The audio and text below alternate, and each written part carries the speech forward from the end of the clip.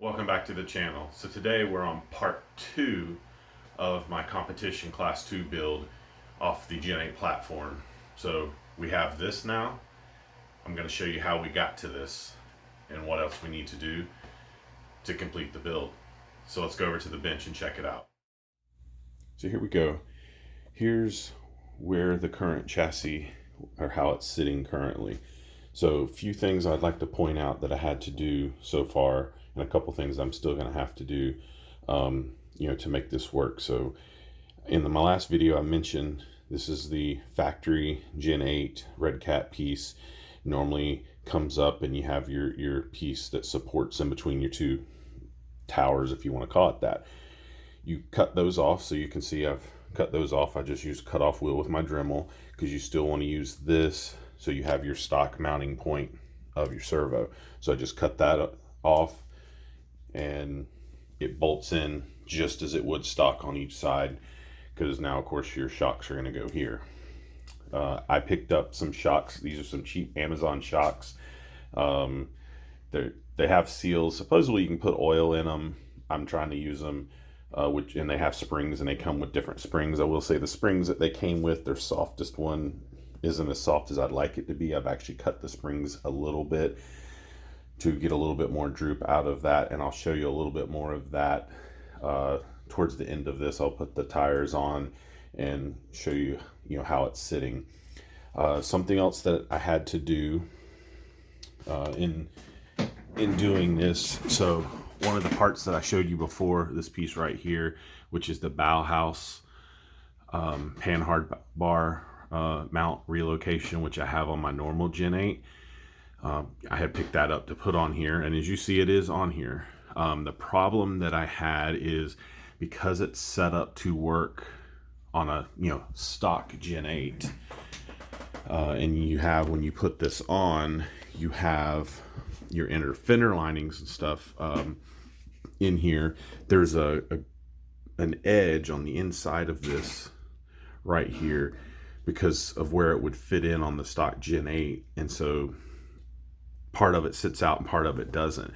So when I first went to put it on there, it was sort of sideways, not completely, but a little bit. So I actually had to Dremel that down, cut that piece off so this would sit flush against here.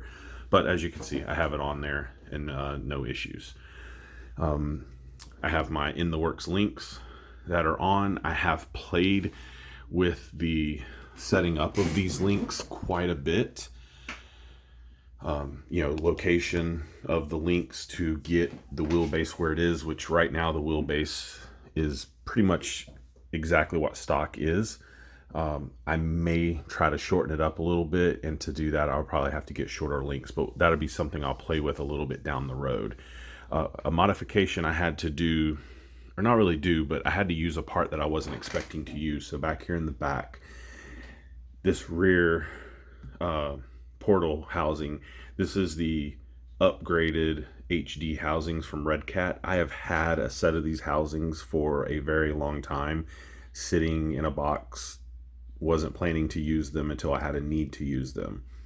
I'm obviously using this one, and the reason being is the rear one that was on the truck that I took all this off of, the person that had originally set that up with the leaf spring setup had cut off the stock mounting point, so there was nowhere to mount these shocks to. So thankfully I had this housing, so basically I took all the internals and put it in here. And I will say that I do like this double mount. I like it better than the way the fronts are, or the way it was before stock.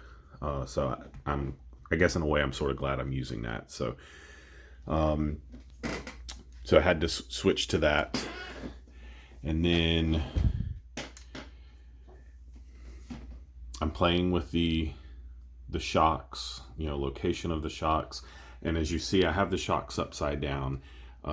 Some people do this, they say like to put weight down lower, so you don't have weight up top. My main reason that I've actually done this is, and it was more so for the back, but now I'll show you that I did something different there, but it was because of you sort of see there's an angle to the shock to this, and running this, you could be hitting up through here, the body.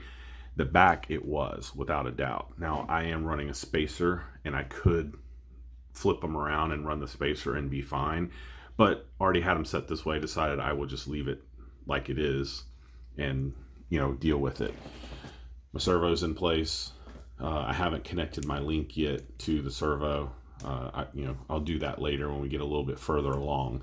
Another modification that you're going to have to do to fit this in, as you can see here, I've already put my leads on my new Crawlmaster Sport 10 turn, and I went to actually had this in here mounted and ran across sort of an issue. So here's your two holes there on the side that your transmission mounts to.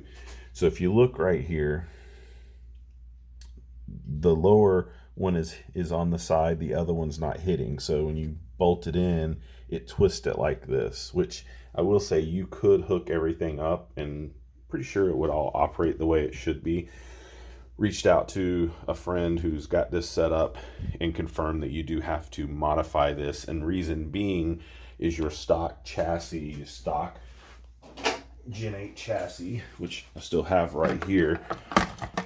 As you see right here, it's narrow up front, it widens, and that's why these are the way they are, because of that. This chassis is not, it's the same width basically all the way through. So you will have to modify these and cut these down so this sits in there straight.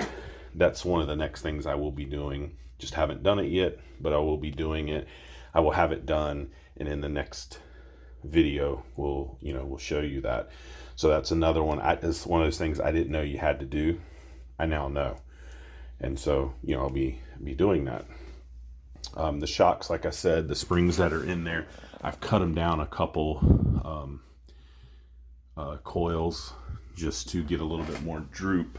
And what I've been working on, so this is the body for my class 3 truck. This is not the exact body. This is the type of body I'm going to run on this. I have one ordered.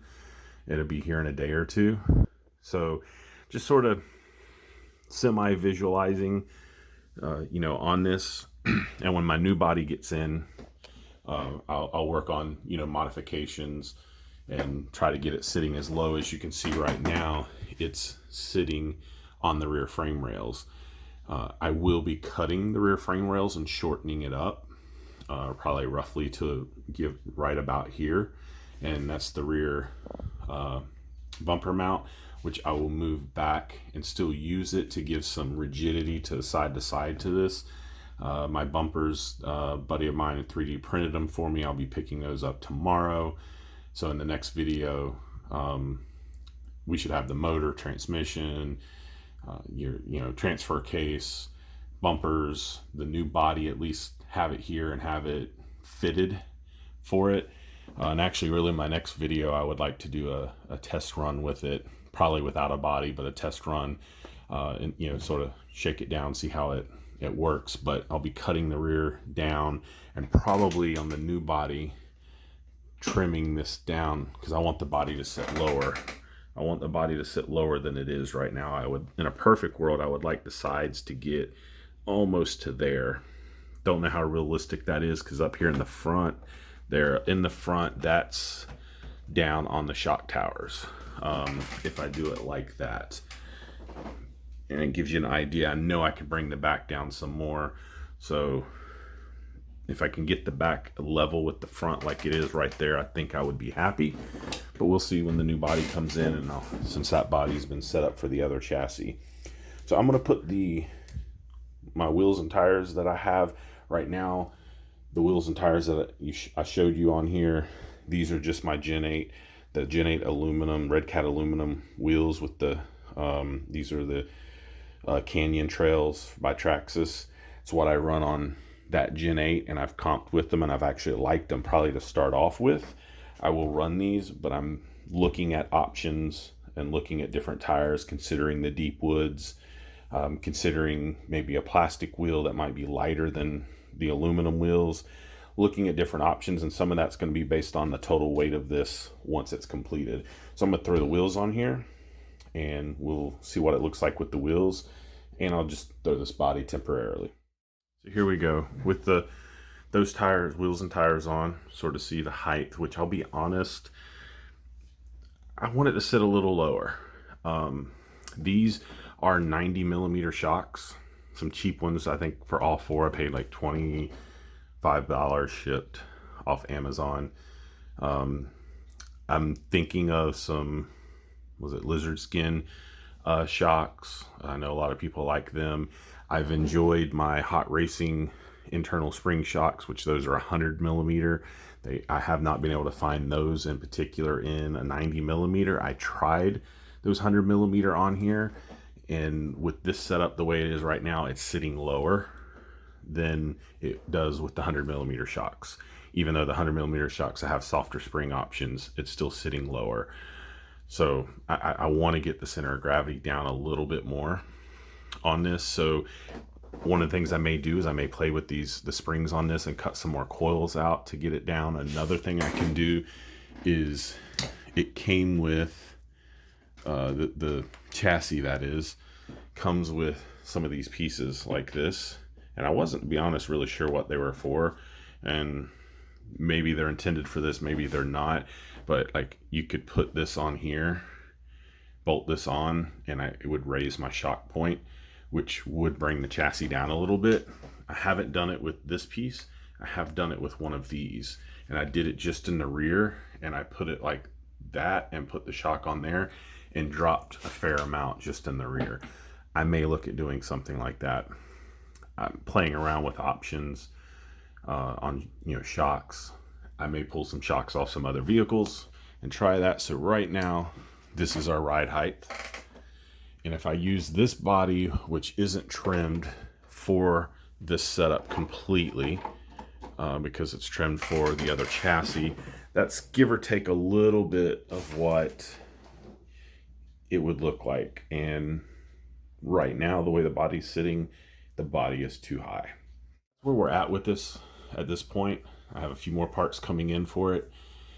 And the next video, I intend to be mounting motor, transmission, transfer case, electronics, all that kind of stuff. Test fitting the clear body, getting the body mounted the way I want it, and hopefully doing a test drive, probably without a body. So I hope you like what you see, guys, and if you do, please like, share, and subscribe. So there you have it, guys. That's where we are with the Class 2 build currently. What do you think? Please comment down below and tell me your thoughts. I'm still excited for this build. I am a little nervous because I'm hoping, hey, I don't make a big mistake and, make it perform poorly. I'm excited that I think it will perform great. And this is really my first, besides my Class 3 truck, my first thing that I'm sort of building from the ground up, more or less. So hopefully our next video, we can get a test ride in, have it working, maybe without a body. And I'll have a link down below for the shocks that I'm using currently. Not sure if you'd want them. The springs are too stiff. Maybe if you got a heavy vehicle, like an 8-pounder or more, they might actually work pretty decent for that. This rig currently right now is about 4 pounds, and it's just too light for the springs that they provide. So I hope you like what you see, guys. Until next time.